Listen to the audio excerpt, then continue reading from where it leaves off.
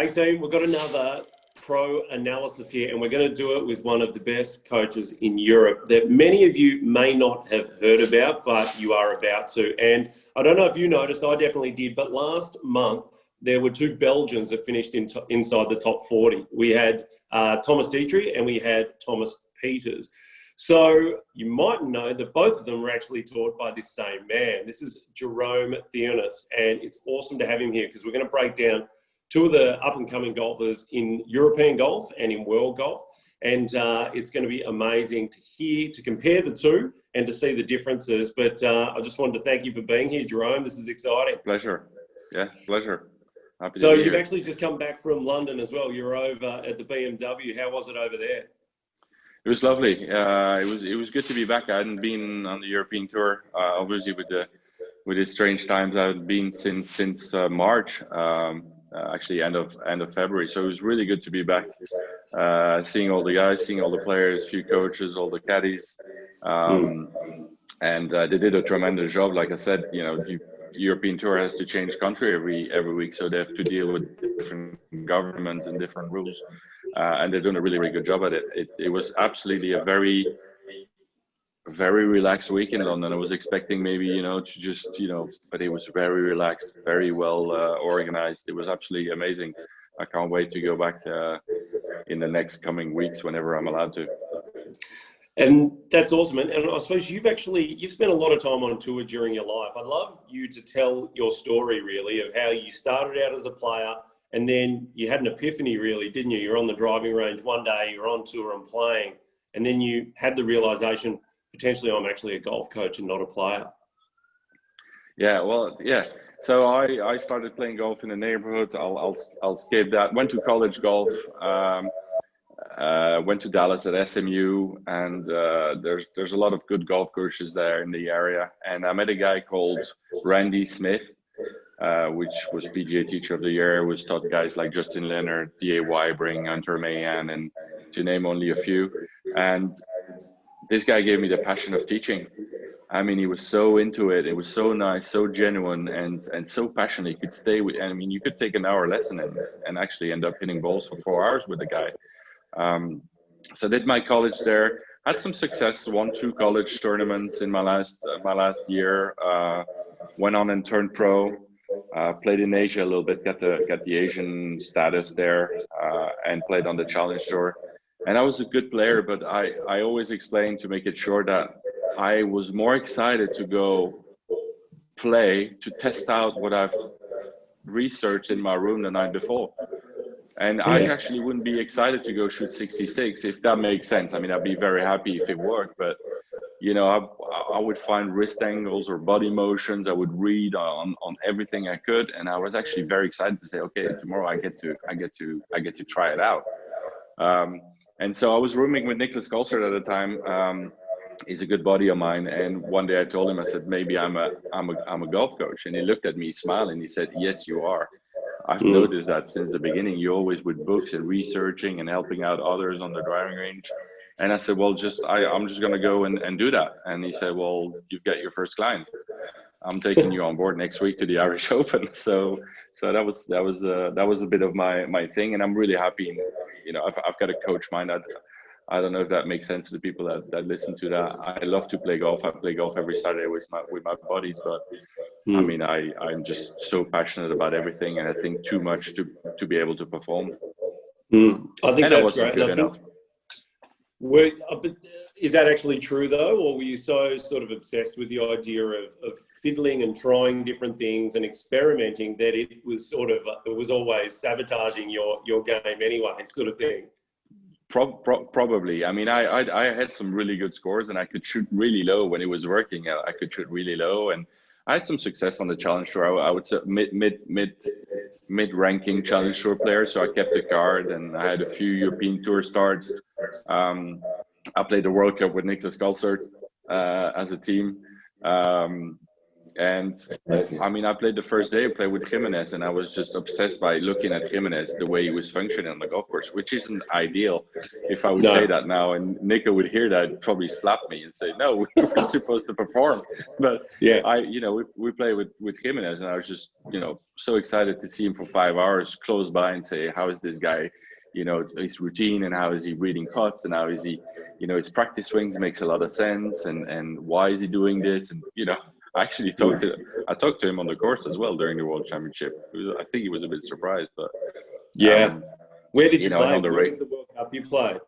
We played in China, in Hainan, on the island of Hainan, and we actually started really, really well, and then the wheels came off, and it wasn't the best finish. But at the time I was already coaching, and for the story, it's that whenever you have a player in the top 24 nations in the world, which Nico was at the time, I think, top 15 in the world, you get to play the World Cup, the WGC, with the next ranked player in the country.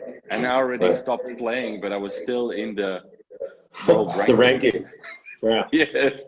So I remember him holding the putt in Scotland, and I was already coaching. I was already in the coaching, and he turned around and he was playing with Angel Cabrera, and he held the putt.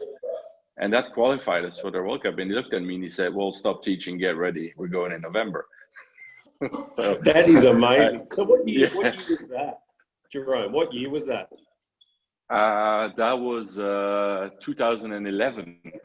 So almost 10 years ago. Yeah.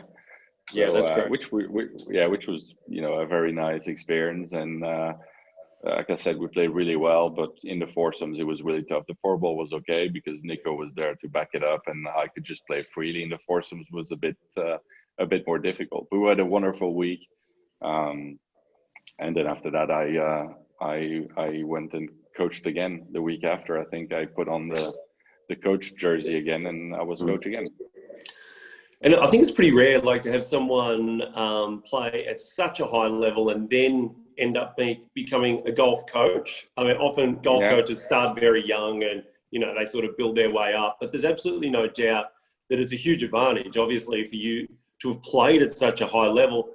Would you say, and you can be honest here, would you say it'd be very, very difficult for someone who's never played, elite level golf to relate to a tour player and coach them and get them through situations? Do you think that is possible? Or do you think that someone like Nicholas Colsaerts or Thomas Pieters, they need to hear advice from someone who's played at the elite level? What do you think?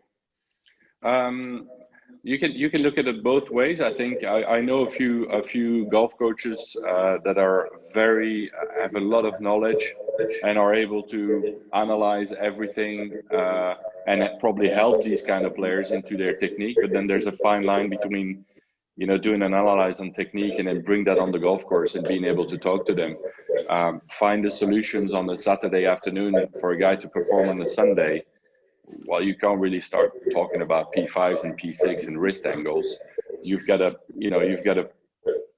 are going to stand on the tee, and I have to be able to perform the day after. So it helps I've been on the tee, I've been on the Q schools, I've been in Asia, I've been playing a little bit here and there. So it definitely helps to pass on the message. You need to have a lot of knowledge and then pass it very simply. And then depending on the person you have in front of you, that will talk maybe the difference between TD, which TD is Thomas Dietry, I'll call him like that, and TP, who is Thomas Pieters. Different personalities and different speech. Yeah, absolutely. And we're going to get in and have a look at both of their actions right now. And just sort of to tee it up for our American viewers who might not know exactly who Thomas Dietry is. They've probably heard of Thomas Pieters. He's played in the Ryder Cup and things like that. Tell us just briefly more about Thomas Dietry. Thomas Dietry played at Illinois as well. He did 4 years over there with Coach Small, same as Thomas Pieters. So Thomas Dietry came back, turned pro, and I remember we made a plan, and we did a plan A, a plan B, and the plan A was to get a few invites on the Challenge Tour and get the full status for the year after. And then the plan B was going to play maybe Asian Q School or things like that, or in South Africa to keep playing in the winter. Well, he finished 6th in his first challenger, won the second challenger with 12 shots. Wow, it's amazing. The record challenger, won that, and it has been on the tour for the last 4 years. Has made pro year. I think he's 13 on the race to Dubai right now, and every year he's progressing. He's a very good student. He's very structured. He's very committed, and maybe he has a progress that's a bit, you know, I mean, all due respect, after 4 years only, but you know, he's making slowly progress, but he's very strong. He's very strong, and I think he'll keep on going and going and going. Yeah, he's it's a super talented player, and he's probably quite different to Thomas Pieters in that Thomas, like, I feel like Thomas has been around for 10 years. Like, he feels like he's been on tour for a very long time and working at it, but he himself is only 29, you were saying, isn't he? He's only 29 years old, so really still a baby with a lot of great golf left in him. But what I want to do is we're going to get both of their actions up, and we're going to go through the two of them because they both have similarities, but they both have totally different ball flights in terms of what they prefer to see. So we'll jump in and have a quick look at that. Yeah. Here we go. All right. Okay, so we've got Thomas. I mean, I'm a silly Aussie, Jerome, so I say Detry, but it's obviously Detry. And Thomas. You can say Detry. That's perfect. Detry. So Detry is on the left, and then Thomas Pieters is on the right here. So do you want to have a quick chat about their setups and any differences, or what the preferences that you like to see at this point? Yeah. So okay. So again, in the golf instruction, you can't be too much into the aesthetic as well. And obviously here we see two different postures visually, but there's an explanation to that. They're actually pretty similar. If you draw the balance, what I call the balance line from the toe, from the balls of their feet to their knees, it touches the elbows and goes into the armpit, which I like to see. I call this the balance line. So you can see that it's actually pretty similar here. Yeah. Can I ask you a question, Jerome? Yeah. Just like, I have heard quite a few people talk about this recently. What are the most important, or what does this create? Why is this so important, do you think, these ballast points? Oh, because it just allows your body to move freely and not changing too much angles. And actually, when you don't touch these, you start to have variation. Already at P2, your body is start to raising or getting down. So I'm really keen on that. And there's one sentence I always use is one of the primary functions of our body is balance, and you cannot apply force if you don't have balance. I mean, it's not possible. And so I'd like the guys to swing hard and to hit far, but I mean, we need to put an emphasis on the balance. So that's why this balance line is for me very important. And now it looks different, if I can say it looks different. Why? It's because they have different body types. And Thomas Pieters got slightly shorter arms than he has as a height. Which make him, you know, crunch over a bit more, and he has to do that to obtain these balance lines.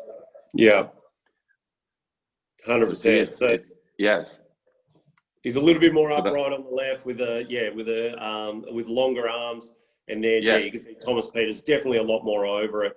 Now, what does that? So let's have a quick look at Thomas Pieters here on the right hand side. So, like, some people talk about his golf swing as, you know, one of the best in the world. Like, aesthetically, it's incredibly beautiful. What are the main things you always look for here in his motion on the takeaway and the backswing? Well, so that position where you're at right now, called, you know, what we call P2. See, sometimes he has a tendency, not on that swing. That was at US Open, and he was striking it beautifully.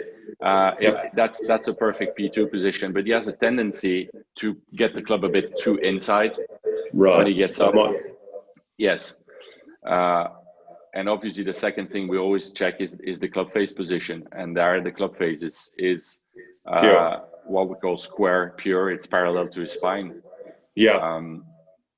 A short notice on that, just for the people who are watching. and I'm sure we have a lot of keen juniors as well. I really love, and we'll see it TD and Detry's, that his club face is similar. But be careful when you're young and you don't have much swing speed. Okay. So I like for junior golfers, this is a little message for junior golfer watching this. You can start working towards that club face position, but be careful if you don't have enough swing speed.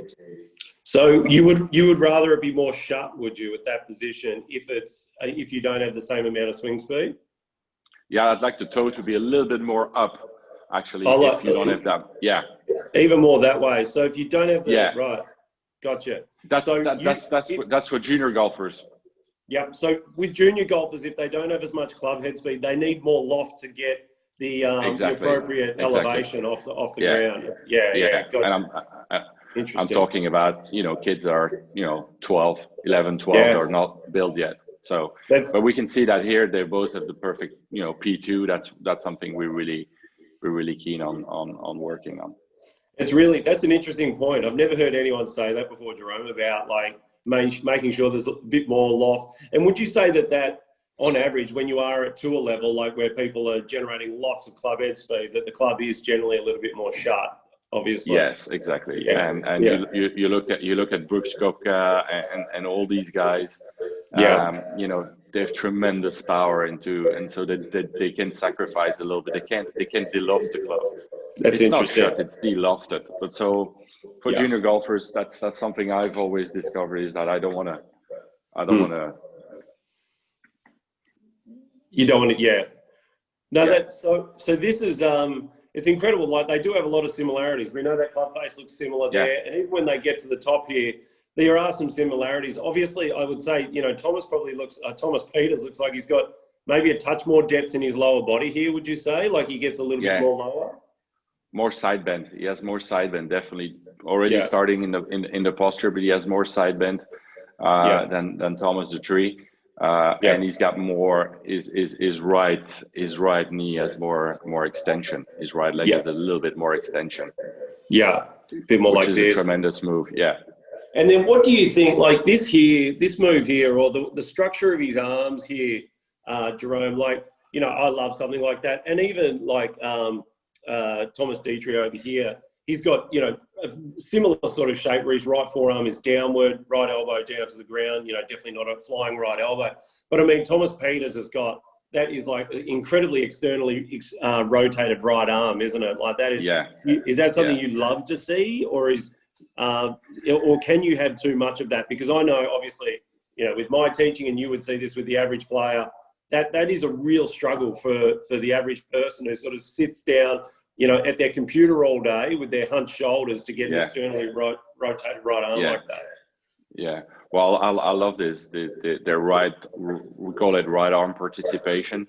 I really like the way it's set up. Again, it looks a little bit different. And Thomas Pieters is very thick chested. I mean, he's a big boy.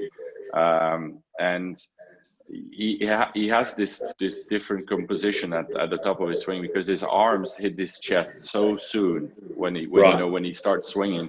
His left arm hits his chest and then he has to get into a lot of rotation early into the swing. So that's why it looks a little bit shorter and a little bit more compact.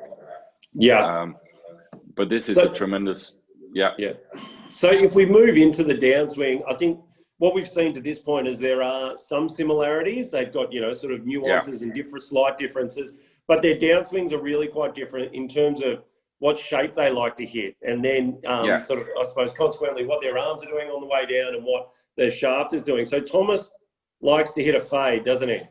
Oh, sorry, Thomas Pieters likes to hit a fade, rather. Yeah. And so you can see that, when, in this position, and compared to Thomas Dietry, you'll see that Thomas Dietry's club is more shallow. And so when you stop there, you see where his hands are under, Thomas Dietry's hands are under his right shoulder. Which is a very neutral P5 position.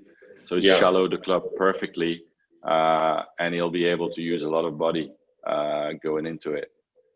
So you can see the club coming down pretty much through his right forearm there, and you can absolutely see that this is much more above that right forearm This is coming through it. And, you know, that you can see that this his hands are a lot closer to his legs here, aren't they? So Thomas's arms just go that little bit further away from his body coming down. Exactly.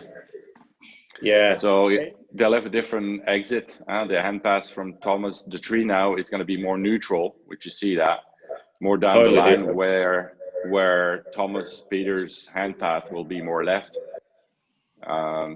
Yeah. See, and the exit is a bit different. Yeah, so absolutely. So yeah, his hands disappear very quickly here, and the club head strapped left, and then gets the lower exit point there with the shaft. And whereas Thomas Dietry is very much swinging, probably you don't see this quite as much, do you? He's like swinging out to the right quite a long way there, isn't he, with his irons? Often, you know, with irons, as people try and really pinch them and compress them, they can probably get a lot more of what Pieters is doing. But Thomas is obviously, this is a classic sort of draw pattern for him. We're working towards that. It's something we're aware of, and obviously it takes a bit of time. But that's something definitely. The main thing we wanted to change was that transition to that P5 to set it up perfectly. But we know that we need to have a little bit more of a left exit with the hands just to get a bit more club face control. So here it's perfect. See the P6 right now. When you look at Thomas Dietry, is really nice. I'd like his chest to be a little bit more open at that point. Okay, and that'll get the club moving more left, obviously. Yes, exactly. Get the shaft a bit more out in front of him, get the club moving left. Like when we were just talking before, like when we look at Thomas Pieters on the right hand side, this sort of golf swing can work really, really well with irons, but potentially can cause trouble with driver. It could. I mean, it's you know, he's an unbelievable striker with, you know, he has a 5-wood in his bag, and I mean, he is just absolutely. You know, he's unbelievable with a 5-wood because he can still apply a lot of pressure down with the wood. There's enough loft on it. With the driver, depending on the shape, if he's allowed to shape it left to right with the driver, you know, this swing works perfectly. If he wants to get a bit more airborne and a different shape on it, obviously he needs to be a little bit more shallow. Has that got anything to do with like the conditions he grew up in? I mean, obviously Thomas Dietry grew up in the same conditions, but does he hit a lower ball flight with his irons, or has he got so much speed that he can still generate really high ball flights even with that sort of descending attack angle? Yeah, he's got so much. He's got a lot of speed now, so pretty much he can get it there. It doesn't really matter. No, it doesn't really matter. So what I'd love to do, can we get these swings out from the front angle as well? I'd love to have a look at them from the front as well, Jerome. Let me just do that really quickly. Once again, we're going to see some similarities, but some differences as well. Can we just talk about the setup from the get-go? Like, how do you think about setup from the front angle when you look at something? Are there some key things you're looking at when you look at it from this angle, Jerome? Yeah, I like when we start about the feet again. I like the foot flaring. And again, this is a subject we could go forever on that. But depending a little bit, like I said, I've had a few sources of inspiration into my teaching career. Obviously, we've not invented anything, but we just cherry pick what we hear from other greats. And Mike Adams has been a big influence on that for me, where he talks about your sources of power in your downswing, and with a few measures you can be classified as a glider, somebody that would have to move a lot into the left to get power. You could be a spinner using a lot of your hips rotation, or you could be a lounger. I mean, pushing on your left side and lounging through the ball. Or you could be a trifactor. You could be a glide, spin, and lounge, or you could be just spin and lounge, or glide and spin. And so, depending on that, we try to find the best setup we could for all of the players. But I really like Thomas Pieters' setup right here in front. I mean, it looks very, very solid. His feet are not as flared as Thomas Dietry's. Because they have a different action in the downswing. Thomas Dietry needs more spin. So when I look at, he needs more spin in his hips. Is that what you were saying? Yes, Thomas Dietry needs more spin in his hips, while Thomas Pieters, as we saw in the downswing, that the club is more in front of him. He's more of a lounger.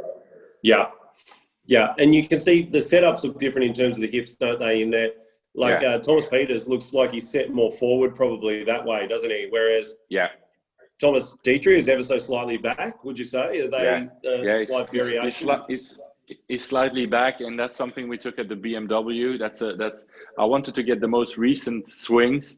I think we can do a better job on the front view here in his we could have more hip bumps, you know.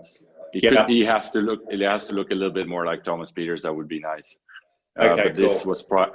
This was prior to playing and fighting to make the cut. So, you know, you weren't going to revolutionize it there, yeah. Well, no, it's more giving images or you know, feels. If you start asking them to put a hip bump into their posture, it might turn out bad. So I'll leave it for this week.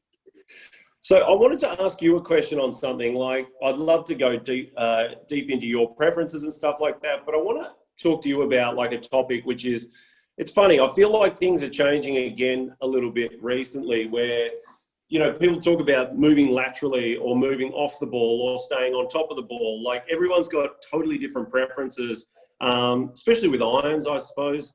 And, you know, like for probably the last few years, the trend has absolutely been to stay right on top of the ball, like not move at all sideways. When I look at both of these guys, you can clearly see that they've got like a little press right. So they just have a little transition into their right side. So the pressure goes into the, you know, inside of the right heel there.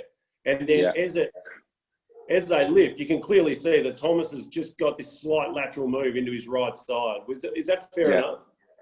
Yeah, he's moving a little bit. Although I like it to stay stacked, but there's a little hip bump, like you said, to the right side.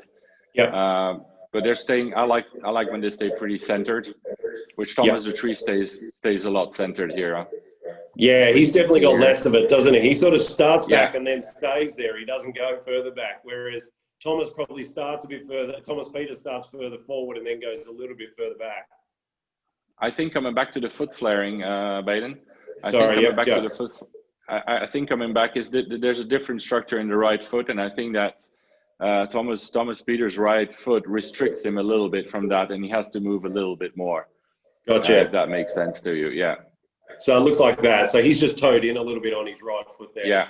Yeah, exactly. So let's have a chat. I think, you know, what those categories that you talked about before are really interesting. So you're talking about spinning and sliding and then, you know, driving.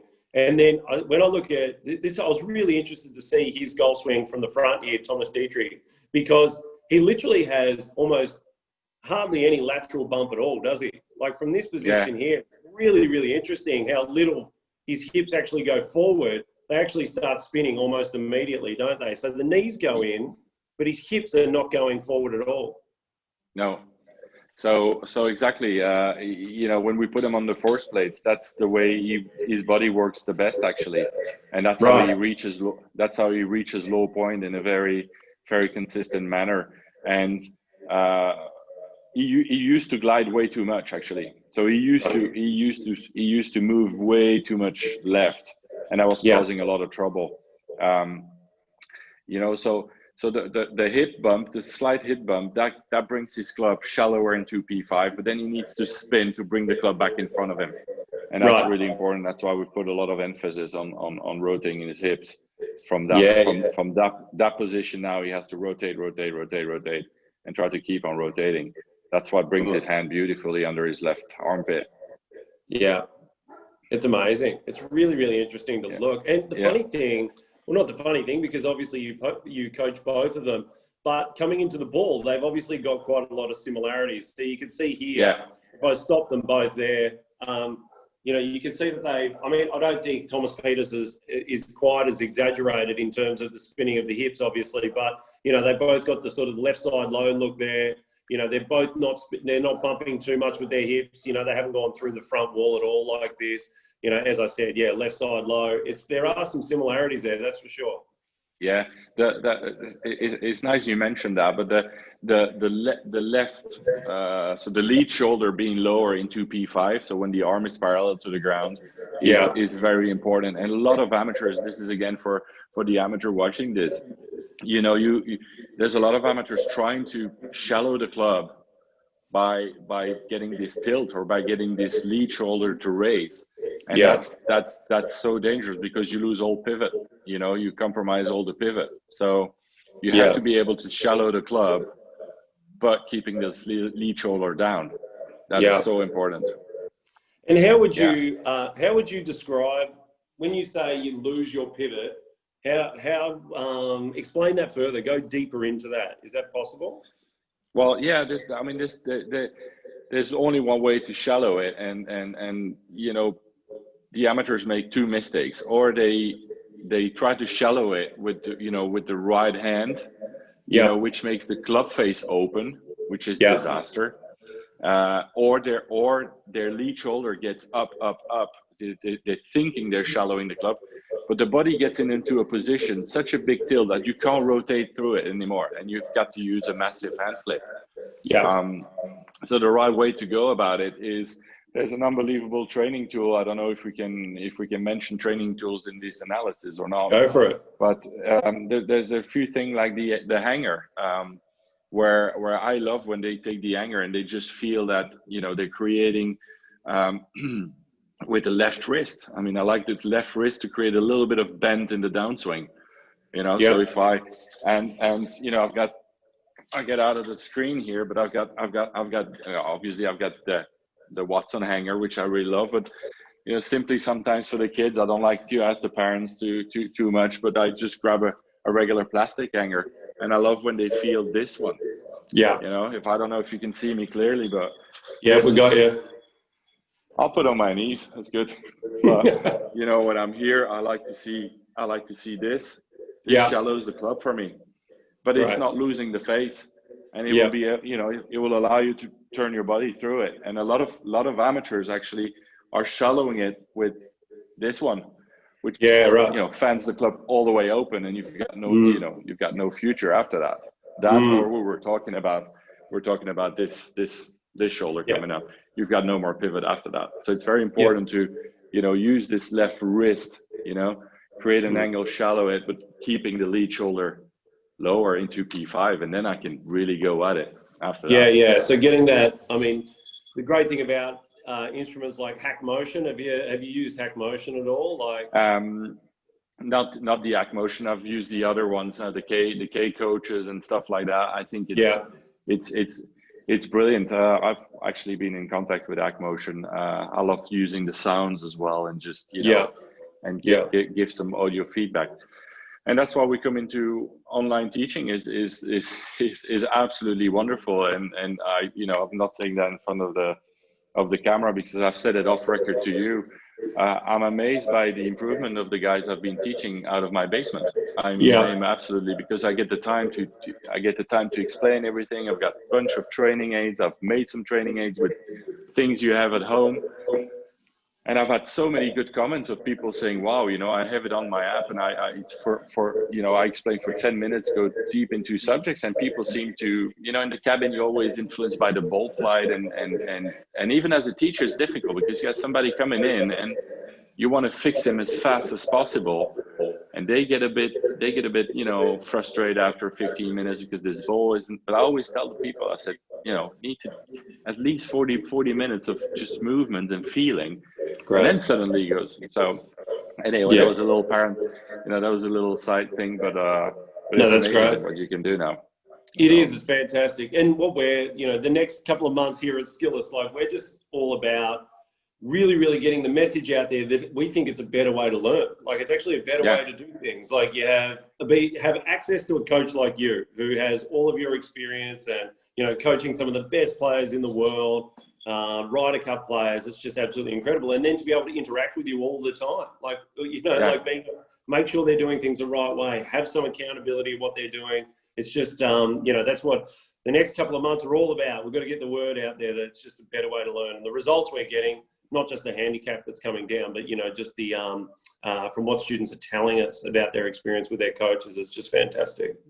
Yeah, and it's been a pleasure for me as well, because I follow a few other coaches on Skillest, and I enjoy it so much to just go on the profile, and there's a tremendous group of teachers on there, and Yeah. I really like it. I'm always keen to learn as well. I think that we all have our preferences and principles, but Yeah. getting outside of your comfort zone. I mean, because we tell players, you know, it's funny enough, because I had a good laugh with one of the players I want to mention. We were talking a bit about mental. I studied psychology in school, and then I did some sports psychology early in my teaching career, because I wanted to understand.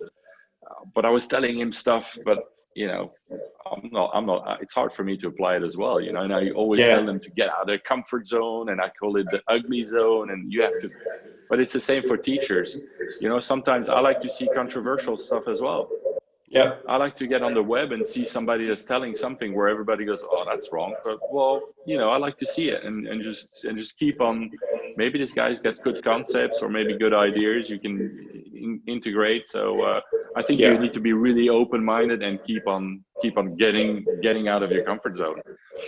And that's why you're a great coach, and that's why everyone loves you Thank on you. Skillest. And we're looking forward to getting you even more heavily involved over the winter time in particular, and going forward. It's going to be really exciting. So thanks so much for the conversation, Jerome, and Pleasure. just cannot wait to get you pumping over the next couple of years on Skillest.